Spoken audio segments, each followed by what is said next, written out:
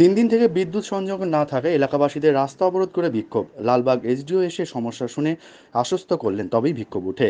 গত 3 দিন থেকে মুর্শিদাবাদের লালবাগের পাঠানপাড়া এলাকায় বিদ্যুৎ না থাকায় আজ সকাল থেকে এলাকাবাসীরা রাস্তা অবরোধ করে বিক্ষোভ দেখায়। ছুটে আসে মুর্শিদাবাদ থানার পুলিশ। অনেক তালবাহানার পর লালবাগ এসডিও এসে সমস্যা শুনে আশ্বস্ত করলে তবেই বিক্ষোভ তুলে নেয় সাধারণ মানুষ।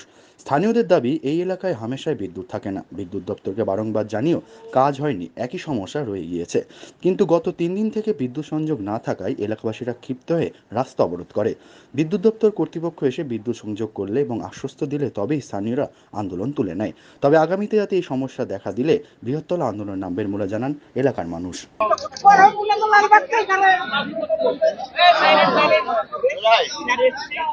যাতে ওটা পার্মানেন্টলি সলিউশন হয় এবং যাতে কন্টিনিউস যাতে হচ্ছে ইলেকট্রিসিটি থাকে সেই নিয়ে আজকে রোড ব্লক করেছি। তার সঙ্গে কথা হয়ে গেল এবং যা যা সমস্যা, অনেক কিছু সমস্যা আছে এখানে গ্রামবাসীদের। আমি আমাদের অফিসে আমি এটিকে নিয়েছি, যাতে হচ্ছে ইলেকট্রিক ডিপার্টমেন্টও ডাকা আছে।